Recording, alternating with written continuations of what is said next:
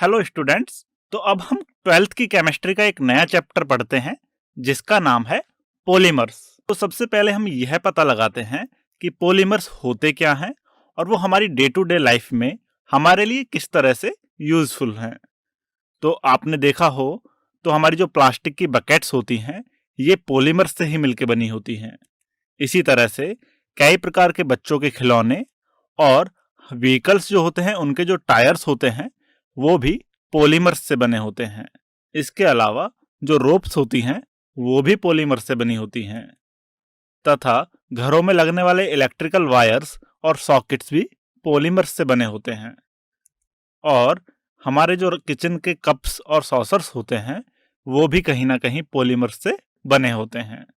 जो पॉलीमर शब्द है यह है पोली और मर इन दो वर्ड्स से मिलके बना हुआ है और ये दोनों ही ग्रीक वर्ड्स हैं, जहां पर पोली का मतलब होता है मैनी मतलब बहुत सारे और मर का मतलब होता है कोई भी यूनिट या फिर पार्ट्स। दैट मीन्स जो हमारा पॉलीमर होता है वो काफी सारी यूनिट्स का कॉम्बिनेशन होता है जिन्हें हम रिपीटिंग यूनिट्स भी कहते हैं। इसका मतलब पॉलीमर का मॉलिक्यूल काफी बड़ा होता है क्योंकि वह काफी सारी यूनिट्स या फिर पार्ट्स से मिलके बना होता है। इसीलिए हम पॉलीमर के मॉलिक्यूल्स को मैक्रोमॉलिक्यूल भी बोलते हैं जिनका मॉलिक्यूलर मास 10⁻³ से 10⁻7 AMU तक होता है। अब देख भी सकते हैं कि इनका मॉलिक्यूलर मास काफी ज्यादा होता है। वो इसलिए होता है क्योंकि पॉलीमर के मॉलिक्यूल्स काफी बड़े होते हैं और काफी बड़े बड़े मॉलिक्यूल्स होने की वजह से इनका मास भी काफी ज्यादा होता है। जैसा कि अभी अभी हमने देखा कि पॉलीमर्स के जो मॉलिक्यूल्स हैं वो छोटी छोटी यूनिट से मिलके बने होते हैं। जैसा कि आप यहाँ देख भी सकते हो कि छोटी छोटी सी यूनिट्स आपस में कंबाइन होकर एक पॉलीमर का बड़ा मॉलिक्यूल बना रही हैं। तो यहाँ पर एक पॉलीमर का मॉलिक्यूल दिखाया गया है जो कि रिपीटिंग यूनिट से बना है, या फिर ये कहें कि ये जो मॉलिक्यूल है ये डराइव हुआ है छोटे छोटे सिंपल और रिएक्टिव मॉलिक्यूल्स से जिनको हम यूनिट्स बोल रहे हैं। और ये जो सिंपल और रिएक्टिव मॉलिक्यूल्स हैं इनको हम मोनोमर्स भी बोलते हैं। और ये जो मोनोमर्स जब मिलकर के कंबाइन होते हैं और पॉलीमर का एक बड़ा मॉलिक्यूल बनाते हैं तो इसी प्रोसेस को हम पॉलीमराइजेशन प्रोसेस बोलते हैं। तो चलिए अब इस चैप्टर का पहला टॉपिक स्टार्ट करते हैं जिसमें हम पॉलीमर और इनका क्लासिफिकेशन पढ़ेंगे। तो इस टॉपिक में हमने जो पॉलीमर्स का क्लासिफिकेशन है वो दो पार्ट्स में ब्रेक किया है। तो हम सबसे पहले पढ़ेंगे classification of polymers first and then classification of polymers second. तो CV1 देखते हैं जिसके अंदर हम क्लासिफिकेशन का फर्स्ट पार्ट पढ़ेंगे। पॉलीमर्स का क्लासिफिकेशन काफी चीजों को बेस मान के किया जा सकता है। फॉर एग्जाम्पल सोर्स के आधार पर भी हम पॉलीमर्स को क्लासिफाई कर सकते हैं कि उनका एक्चुअल सोर्स क्या है। उसी तरह से पॉलीमर्स की स्ट्रक्चर के बेसिस पर भी उनको क्लासिफाई किया जा सकता है। मोड ऑफ पॉलीमराइजेशन को बेस मानकर भी हम पॉलीमर्स को क्लासिफाई कर सकते हैं। मोड ऑफ पॉलीमराइजेशन का मतलब है कि मोनोमर्स किस तरह से कंबाइन होकर पॉलीमर का एक लार्ज मॉलिक्यूल बना रहे हैं। उसी तरह से जो हमारा पॉलीमर के मॉलिक्यूल्स हैं उनके अंदर जो मॉलिक्यूलर फोर्स प्रेजेंट हैं उस आधार पर भी हम पॉलीमर्स को क्लासिफाई कर सकते हैं। आगे हम ग्रोथ ऑफ पॉलीमराइजेशन के आधार पर भी पॉलीमर्स को क्लासिफाई करते हैं। तो सबसे पहले हम देखते हैं कि सोर्स के आधार पर पॉलीमर्स को कैसे क्लासिफाई किया है हमने। तो सोर्स के आधार पर सबसे पहला पॉलीमर होता है नेचुरल पॉलीमर। नेचुरल पॉलीमर हम उन पॉलीमर्स को बोलते हैं जो हमें नेचुरली मिल जाते हैं। For example proteins and cellulose etcetera.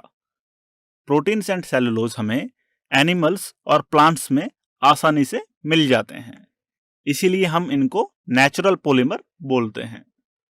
Source के आधार पर दूसरे तरह के पॉलीमर्स होते हैं सेमी सिंथेटिक पॉलीमर्स। ये वो पॉलीमर्स होते हैं जिनको हम नेचुरल पॉलीमर्स की हेल्प से ही डिराइव करते हैं। ये पॉलीमर्स हमें डायरेक्टली नेचर से प्राप्त नहीं होते हैं। फॉर एग्जाम्पल सेल्यूलोज एसीटेट जिसको हम रेयान भी बोलते हैं और सेलुलोज नाइट्रेट एटसेट्रा, ये दोनों ही हम सेलुलोज से डराइव करते हैं। सेलुलोज जो कि एक नेचुरल पॉलीमर है। तीसरे टाइप के पॉलीमर्स होते हैं सिंथेटिक पॉलीमर्स। ये वो पॉलीमर्स होते हैं जो कि हमें ना तो नेचर से मिलते हैं और ना ही हम इनको नेचुरल पॉलीमर्स से डराइव करते हैं। ये पूरी तरह से मैन मेड पॉलीमर्स होते हैं। फॉर एग्जाम्पल प्लास्टिक, जिसको हम पॉलीथीन भी बोलते हैं, और बहुत सारे synthetic fibres, for example nylon 66, जिसको हम आगे स्टडी करेंगे, and synthetic rubbers, for example Buena S, उसको भी हम आगे स्टडी करेंगे। तो ये सिंथेटिक पॉलीमर्स के कुछ एग्जाम्पल्स हैं। सिंथेटिक पॉलीमर्स इंडस्ट्रीज में और हमारी डे टू डे लाइफ में काफ़ी ज़्यादा यूज आने वाले पॉलीमर्स हैं। अब हम पॉलीमर्स की स्ट्रक्चर्स के आधार पर उनका क्लासिफिकेशन देखते हैं। तो पॉलीमर्स की स्ट्रक्चर्स के आधार पर पॉलीमर्स का पहला टाइप है लीनियर पॉलीमर। लीनियर पॉलीमर्स हम उन पॉलीमर्स को बोलते हैं जिनके मॉलिक्यूल्स लॉन्ग स्ट्रेट चेन्स की फॉर्म में प्रेजेंट होते हैं, और ये लॉन्ग स्ट्रेट चेन्स एक दूसरे से सेपरेट होती हैं। For example high density polyethylene and polyvinyl chloride. दूसरी तरह के पॉलीमर्स हैं ब्रांच्ड चेन पॉलीमर। इन पॉलीमर्स के मॉलिक्यूल्स चेन्स की फॉर्म में तो प्रेजेंट होते ही हैं, लेकिन उन चेन्स में ब्रांचेज होती हैं, इसीलिए इन पॉलीमर्स को ब्रांच्ड चेन पॉलीमर्स कहते हैं। For example low density polyethylene. तीसरे तरह के पॉलीमर्स हैं क्रॉस लिंक्ड या फिर नेटवर्क पॉलीमर्स। इन पॉलीमर्स के मॉलिक्यूल्स में जो लॉन्ग चेन्स होती हैं वे एक दूसरे से कोवलेंट बॉन्ड से बंधी होती हैं। इन पॉलीमर्स के मॉलिक्यूल्स की लॉन्ग चेन्स के बीच में कोवलेंट बॉन्ड्स प्रेजेंट होते हैं, इसीलिए इनको हम क्रॉस लिंक्ड पॉलीमर्स बोलते हैं। फॉर एग्जाम्पल बेकेलाइट, जिसका उपयोग हम कुछ समय पहले जो हमारे घरों में लैंडलाइन टेलीफोन्स आते थे उनको बनाने में और इलेक्ट्रिसिटी के प्लग्स बनाने में भी किया जाता है।